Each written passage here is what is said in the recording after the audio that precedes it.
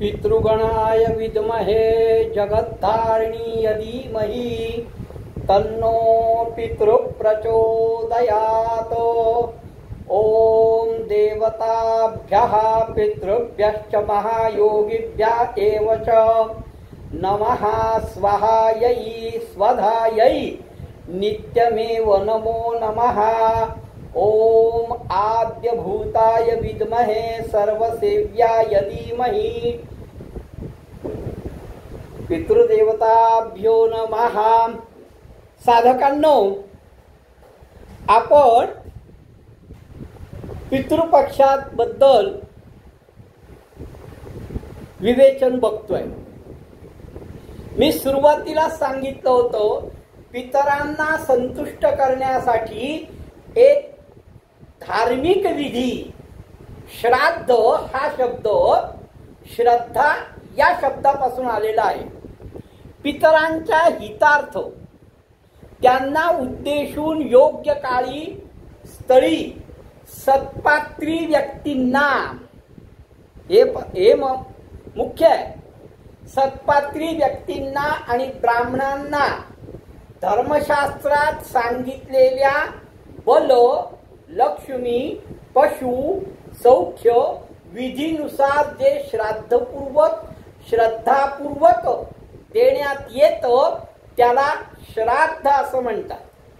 श्राद्ध केल्याने काय होतं तर श्राद्ध केल्याने आयुष्य, पुत्र, यश, स्वर्ग, कीर्ती, पुष्टी, धन, धान्य या सर्व गोष्टींची प्राप्ती श्राद्ध केल्याने होते। कारण आपले स्वर्गस्थ पितर संतुष्ट होऊन आपल्याला आशीर्वाद देतात, असा उल्लेख स्मृतिचंद्रिका या ग्रंथामध्ये तुम्हाला आढळेल। स्मृतिचंद्रिकामध्ये स्पष्ट सांगितलं आहे की श्राद्ध केल्याने आयुष्य, पुत्र, यश, स्वर्ग, कीर्ती, पुष्टी, धन, धान्य हे सर्व प्राप्त होतं, असं स्मृतिचंद्रिका सांगते। इतरही काही ग्रंथामध्ये याविषयी उल्लेख आहे। श्राद्ध क्रिया पहिल्यांदा मनूने सुरुवात केलेली आहे। मनूने प्रथमतः श्राद्ध सुरुवात मनूने केली असं ब्रह्मांड पुराणामध्ये आढळतं की श्राद्धाची सुरुवात ही मनूने केली आहे। विष्णू व वायू या पुराणामध्ये मनूला श्राद्ध देव असे संबोधन आहे। मनू तर हे नाव आहेच, पण त्याला दुसरं संबोधन श्राद्ध देव असं आहे। याचं कारण की हा श्राद्ध सुरू करणारा पहिला आहे। प्राचीन काळी पिंड पितृयज्ञ हे नाव होतं। नंतर महापितृयज्ञ किंवा अष्टका हाही शब्द श्राद्धाकरता वापरला जात होता पूर्वीच्या काळी। या अर्थी पण अष्टका याचा अर्थ कोणत्याही पक्षातील कोणत्याही महिन्यातील नवम उदय अष्टमी ही तिथी होय। श्राद्ध हा शब्द कंठ उपनिषदामध्ये प्रथम आढळला। म्हणजे श्राद्ध जरी पहिले मनूनी केलं असलं, स्मृतिचंद्रिकेने जरी सांगितलं असलं, तरी श्राद्ध हा शब्द प्रथमतः कंठ उपनिषदामध्ये आपल्याला पाहायला आढळतो। श्राद्ध कल्पना ही पुनर्जन्म किंवा कर्मविपाक इत्यादी सिद्धांताच्या नंतरची आहे असं अनेक ग्रंथ म्हणतात। याज्ञवल्क्य स्मृतीत असं म्हटलेलं आहे की वसु, रुद्र आणि आदित्य या श्राद्धातल्या मुख्य देवता आहेत। म्हणून तुम्ही पिंड देताना वसु, रुद्र, आदित्य देवता असं जे संबोधन होतं, तर याज्ञवल्क्य स्मृतीमध्ये याचा उल्लेख तुम्हाला आढळतो की वसु, रुद्र आणि आदित्य या तीन प्रमुख देवता आहेत। श्राद्धामुळे या संतुष्ट होऊन माणसाच्या पूर्वजनांना संतोष देतात. आता याचा अर्थ असा सांगितला जातो की पिता, पितामह आणि प्रपितामह या 3 पूर्वजांच्या अधिष्ठात्री देवता या अनुक्रमे वसु, रुद्र आणि आदित्य या आहे.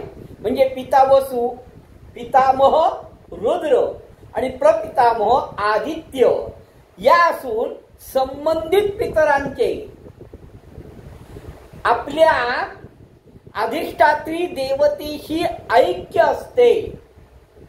हेमाडपंथी यांनी चतुर्वर्ग चिंतामणी या ग्रंथामध्ये याचा फार सुंदर उल्लेख केलेला आहे. परिशेष या हेमाडपंथींचं जे चतुर्वर्ग चिंतामण हा ग्रंथ आहे त्याच्यात परिशिष या भागात श्राद्ध हे प्रकरणच अंतर्भूत केलेलं आहे. पूर्वमीमांसेत निष्णांत असलेल्या हेमाद्रीने श्राद्धाचे विवरण त्या मीमांसेनुसार केलेलं आहे आणि ते सुद्धा अतिशय तपशीलवार आहे. मी हे सगळं सांगायचं कारण काय, तर श्राद्धाला मान्यता कुठून कुठून कशी कशी आणि केव्हा मिळाली हे तुम्हा सर्वांच्या ध्यानात यावं. श्राद्ध करणं म्हणजे फक्त ब्राह्मणांना दक्षिणा मिळते किंवा हा उद्देश नाही आहे. या मागचे हे सगळे ग्रंथ, स्मृतिचंद्रिका, याज्ञवल्क्य या सगळ्यांचा जर एकंदर सार काढलं तर श्राद्ध हे आपल्या स्वर्गस्थ पितरांना श्रेय, मोक्ष आणि तृप्ती देतं. त्याचमुळे आपल्याला यश, कीर्ती, पुत्र, धन, धान्य हे सगळं आपल्याला मिळतं. श्राद्धाचे नित्य, नैमित्तिक आणि काम्य. बघा आता या श्राद्धाचे पण विभाग आहेत. नित्य श्राद्ध आहे, नैमित्तिक श्राद्ध आहे आणि काम्य श्राद्ध आहे. जो श्राद्ध विधी एखाद्या निश्चित प्रसंगी म्हणजेच प्रतिपदेला, अमावास्येला केला जातो, तो श्राद्ध विधी एखाद्या अनिश्चित प्रसंगी. आता निश्चित प्रसंग म्हणजे पौर्णिमा, अमावास्या हे निश्चित आहे. अनिश्चित प्रसंग म्हणजे पुत्रप्राप्ती, संतान प्राप्ती. यावेळेस जो विधी केला जातो श्राद्ध विधी तो नैमित्तिक आहे, निमित्ती आहे. आणि विशिष्ट फलप्राप्तीसाठी जे श्राद्ध केले जातं त्याला काम्य श्राद्ध असं म्हणतात. श्राद्धाचे 4 प्रकार पुन्हा आहेत त्याच्यात. एकामध्ये पावर्ण, एकोउद्दिष्ट, नांदी श्राद्ध. आता नांदी श्राद्ध हे वृद्धी श्राद्ध असंही त्याचं नाव आहे. काही जण त्याला नांदी श्राद्ध म्हणतात, काही जण त्याला वृद्धी श्राद्ध असंही म्हणतात. सपिंडीकरण एखाद्या महिन्याच्या अमावास्येला किंवा भाद्रपद कृष्ण पक्षात संक्रांतीला हे करण्यात येतं, ते पावर्ण श्राद्ध. त्याचे महालय श्राद्धादी अनेक प्रकार आहेत. अनेक म्हणजे अनेक प्रकारे. एकाच मृत व्यक्तीला उद्देशून जे केलं जातं ते पावर्ण. हे मी काल सांगितलंय तुम्हाला. ते एकोउद्दिष्ट श्राद्ध, याचे पण अनेक प्रकार आहेत. पुत्रजन्म, उपनयन, विवाह यासारख्या शुभप्रसंगी करतात ते नांदी श्राद्ध. याला वृद्धी श्राद्ध असंही म्हणतात. म्हणजे प्रत्येक श्राद्धाला उपमा काय दिली आहे आणि त्याचं निमित्त नक्की काय आहे हे आपल्या लक्षात यायला पाहिजे. पिंड अर्पण केले जातात. अशा पितृगणात मृत व्यक्तींचा समावेश करण्यात सपिंडीकरण अथवा सपिंडन असं म्हणतात. आता संन्याशांना प्रेतत्व स्थिती भोगावी लागत नाही. संन्याशांना प्रेतत्व स्थिती ही मनुष्याला भोगावी लागते, संन्याशांना भोगावी लागत नाही. त्यामुळे त्यांचं एकोद्दिष्ट आणि सपंडीकरण करू नये. संन्याशांचं एकोद्दिष्ट श्राद्ध किंवा सपंडीकरण होत नाही. त्यांचं फक्त पावर्ण श्राद्ध हे होऊ शकतं. अमावास्या एखाद्या महिन्याच्या कृष्ण पक्ष 2 अयनादी विद्वान ब्राह्मणांचं आगमन, संक्रांत व्यतिपात गजछाया योग, सूर्यचंद्र ग्रहणे, युगादी मनवादी तिथी, मृत्यूदिन इत्यादी काळी श्राद्धाला योग्य आहेत. दिवसाचे 5 भाग करायचे आहेत. त्यातल्या 4थ्या भागाला, दिवसाचे 5 भाग केले तर त्यातल्या 4थ्या भागाला अपराह्न असं म्हणतात. आणि तोच काळ पितरांचा आहे. आणि हा अपराह्न काळ श्राद्धाला अतिशय योग्य समजला जातो. एकोद्दिष्ट श्राद्ध माध्यान्ही व हिरण्य श्राद्ध किंवा आमश्राद्ध दिवसाच्या पूर्व भागात सुरुवातीला 5 भाग जे आपण केले त्यातल्या पूर्व भागामध्ये हिरण्य श्राद्ध किंवा आमश्राद्ध हे केलं जातं. पण एकोद्दिष्ट श्राद्ध हे मात्र अपराह्न कालातच म्हणजे माध्यान्ही केलं जातं.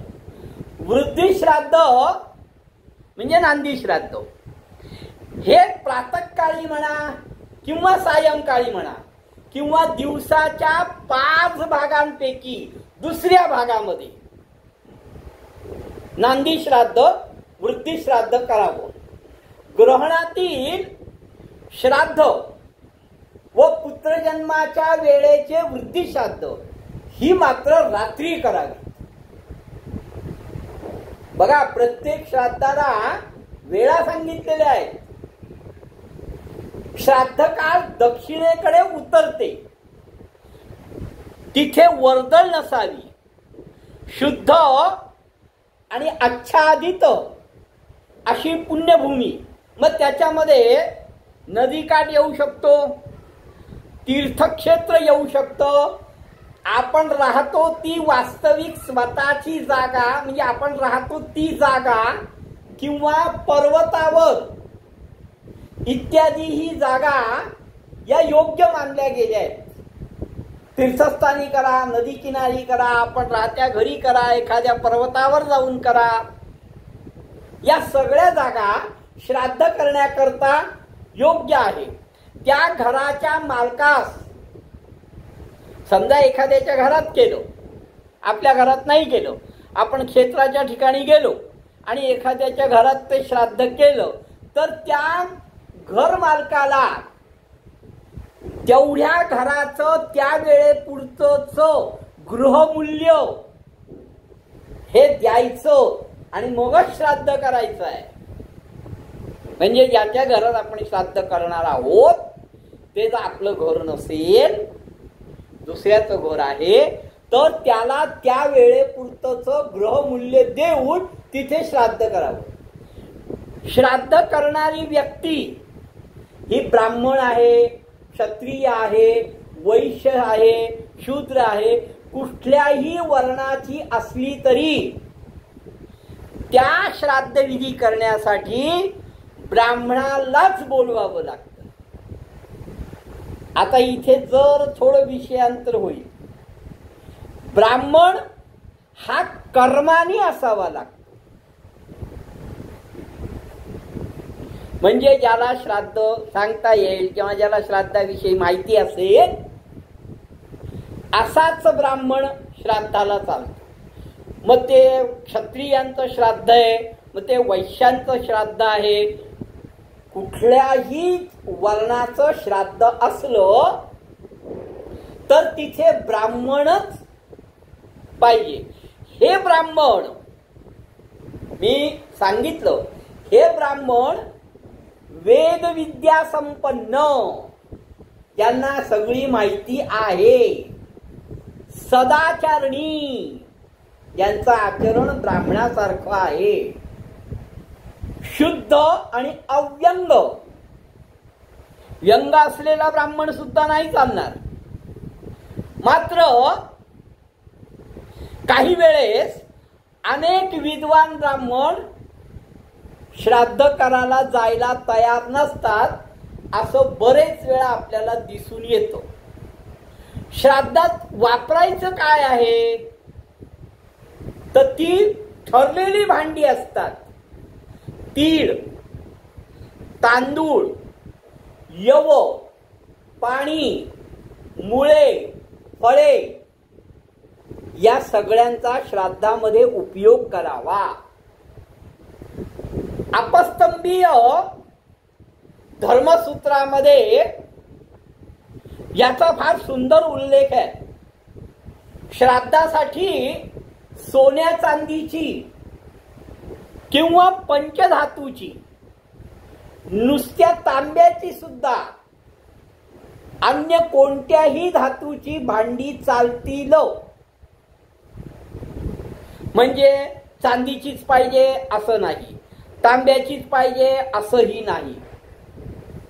प्राधान्य जे आहे ते सुवर्ण, रजत, नंतर पंचधातू, नंतर ताम्र आणि मग नंतर बाकीच्या धातूंची चालेल. श्राद्धाचं अन्न शिजवण्यासाठी प्रामुख्याने मातीची भांडी चालते. प्रामुख्याने अन्यथा कुठलीही भांडी चालते अन्न शिजवायला सुद्धा. पाण्यात बुडवलेलं मातीचं भांड श्राद्धाचं अन्न शिजवण्यासाठी सर्वोत्तम मानलं गेलेलं आहे. काही कारणाने अन्नासाठी धान्य शिजवणं शक्य नसेल व शिजलेले अन्नधान्य देऊन श्राद्धास आमश्राद्ध असं म्हणतात. आमश्राद्ध शक्य नसल्यास आवश्यक त्या धान्याच्या चौपट किमतीचे सोने ब्राह्मणांना देऊन हिरण्य श्राद्ध करतात. आता जे धान्य आहे त्याच्या चौपट किमतीचं सोनं.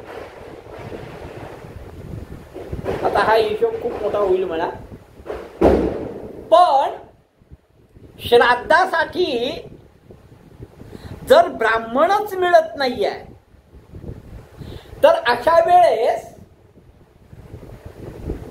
ब्राह्मणाच्या जागी दर्भ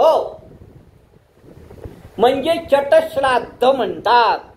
म्हणजे चटावर जे श्राद्ध, दर्भावर जे श्राद्ध केलं जातं त्याला चटश्राद्ध असं म्हणतात.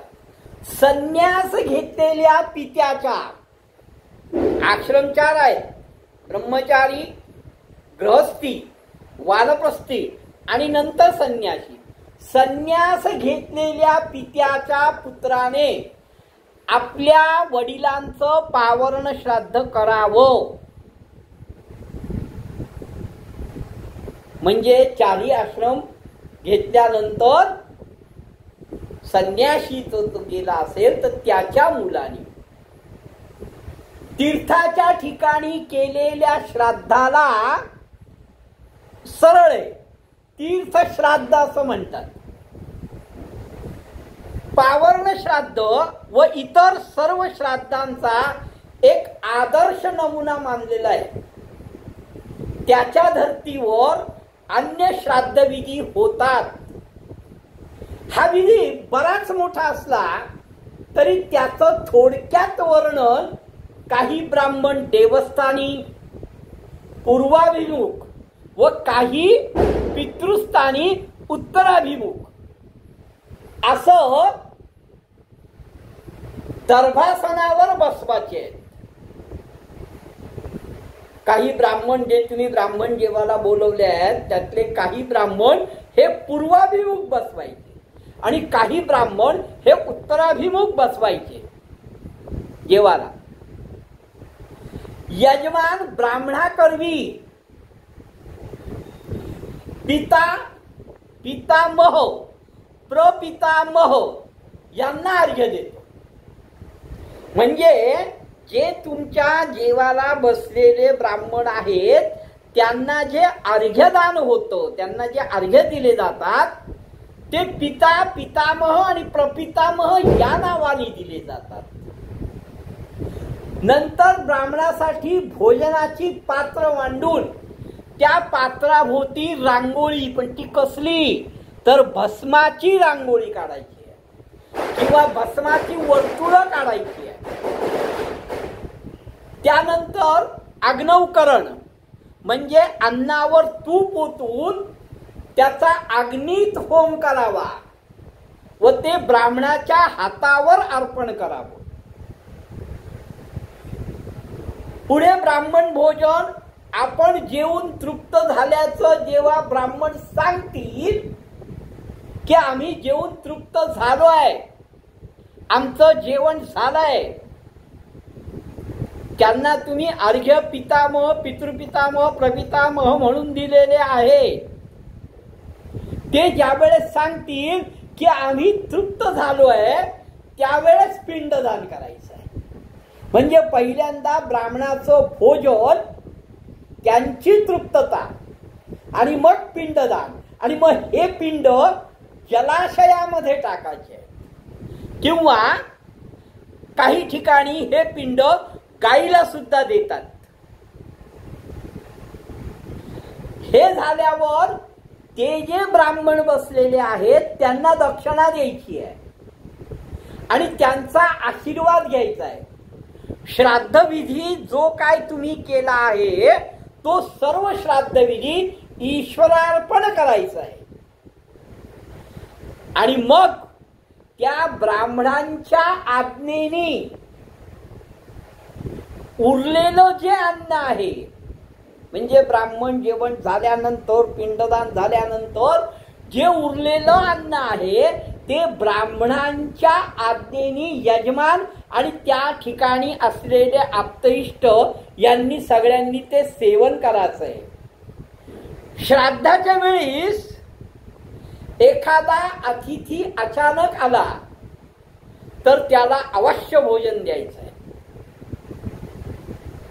अतिथी या शब्दाचा अर्थच आहे तिथी न सांगता न कळवता येणारा तो अतिथी. तो अचानक आलेला आहे तर त्याला भोजन अवश्य द्यायचं. कारण का द्यायचं? ब्राह्मण भोजन केलंय आम्ही, पिंडदान केलंय आम्ही, शास्त्राप्रमाणे करतोय आम्ही, मग याला भोजन का द्यायचं?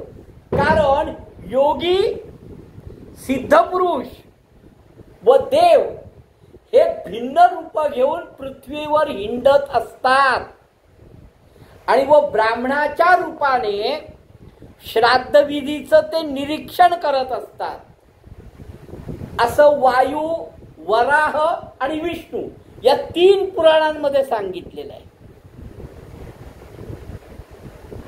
की ते श्राद्धाचं निरीक्षण करत असतात. ते कुठल्याही रूपाने येऊ शकतात. मग ज्यांच्या नावाने आम्ही श्राद्ध करतोय, जे ईश्वरार्पण करतोय, ते जर आलेले आहेत तर त्यांना जेवण द्यायलाच पाहिजे. म्हणून अतिथी न सांगता आलेला असेल तर त्याला जेवण द्यायलाच पाहिजे. त्याचप्रमाणे श्राद्धाच्या वेळी एखादा संन्यासी आला, त्याला भोजन दिल्यास पितर अत्यंत तृप्त होतात. संन्यासाला सुद्धा श्राद्धाच्या दिवशी भोजन दिलं तर पितर तृप्त होतात. याचा सुंदर दाखला, याचा सुंदर पुरावा श्रीपाद श्रीवल्लभ यांची माता सुमती हिच्या घरी श्राद्धाच्या दिवशी भगवान दत्तात्रय संन्यासी रूपात जाऊन भिक्षा मागितली. श्राद्ध व्हायचं होतं तरीही त्या मातेने त्यांना भिक्षा घातली आणि ते नंतर श्रीपाद या रूपाने तिच्या पोटी जन्माला आले. हा 13व्या शतकातली घडलेली घटना आहे. संन्यासाला भोजन दिल्याने आपले पितर अत्यंत तृप्त होतात असं मार्कंडेय पुराणामध्ये सांगितलेलं आहे. आता श्राद्धविधी दरम्यान जर काही विघ्न उत्पन्न झालं, होतं काही वेळेस, मग विघ्न उत्पन्न झालं त्याच्यामध्ये जनन शौच म्हणजे सोय आणि मृत शौच म्हणजे सुत हे झालं तर श्राद्ध त्या दिवशी न करता ज्या दिवशी अशौचाची निवृत्ती होईल, म्हणजे मृत अशौच असेल किंवा जनन अशौच असेल तर त्याची निवृत्ती ज्या दिवशी होईल त्याच दिवशी श्राद्ध करायचं आहे. मग त्याला आमची तिथी ती होती, आता तिथी दुसरी आहे असं काहीही नाही. पण हे केव्हा, जर विघ्न आलं असेल तर, की अशौच आता सोयराची वृद्धी 11 दिवसांनी जाते, मृताची सुद्धा 11 दिवसांनी जाते. त्यामुळे 11 दिवसानंतर तुम्ही अशौचातनं बाहेर आल्यानंतर जी तिथी येईल त्या तिथीला श्राद्ध करून मोकळं व्हायचं. श्राद्धातील ब्राह्मण भोजनाला बसले असता जर अशौच प्राप्त झालं की आता श्राद्धविधी चालू आहे, कर्म चालू आहे, ब्राह्मणांना अर्घ्य दिलेत, क्षण दिलेत, ब्राह्मण जेवायला बसले आहेत आणि ब्राह्मण जेवत असतानाच सोयर किंवा सुतक आलं तर ते श्राद्ध त्वरित थांबवायचं आहे. मात्र पाकप्रोक्षण झाल्यानंतर अशौच लागू होत नाही. बघा, पाकप्रोक्षण झाल्यानंतर म्हणजे पहिल्यांदा तुम्हाला अन्नाचं प्रोक्षण करायचं, ते जर झालं म्हणून पहिले पाकप्रोक्षण सांगितले. मग त्याच्यानंतर जरी अशौच लागलं तरी ते अशौच मान्य नाही. पत्नी रजस्वला किंवा मासिक धर्म आल्यास तिच्या 4थ्या दिवशी श्राद्ध करावं. काही काही जण म्हणतात आमचं श्राद्ध उद्या आहे पण आमच्या पत्नीला असा असा मासिक धर्म आलेला आहे, मग तिच्या 4थ्या दिवशी श्राद्ध करावं. संकट, इतर अडचणी अशा जर काही आल्या तर पुढील महिन्याची योग्य तिथी बघून श्राद्ध करावं. एखाद्याचा दूरदेश परदेशी मृत्यू झाल्यामुळे त्या मृत्यूचा मास म्हणजे महिना किंवा तिथी जर ठाऊक नसेल तर प्रस्थानाची तिथी म्हणजे ज्या दिवशी तो निघाला किंवा ज्या दिवशी त्याची मृत वार्ता मिळाली ती तिथी समजावी आणि त्या तिथीसच श्राद्ध करावं. यापैकी काहीच माहीत नसेल तर मार्गशीर्ष किंवा माघ या मासांच्या अमावास्येला त्याचं श्राद्ध करावं. श्राद्धाच्या अनेक गोष्टी आहेत. आपण जितका त्याचा अभ्यास करू तितकं ते खोल आहे. म्हणून मी सांगितलं होतं तुम्हाला की 3-4 प्रकरणामध्ये मी तुम्हाला हे समजून सांगेन. अजून श्राद्धाविषयी बोलण्यासारखं भरपूर आहे. त्यामुळे या 15 दिवसात अजून माझ्या अंदाजे तरी 2 किंवा 3 क्लिप होण्याची शक्यता आहे. नमो पितृभ्यो नमः.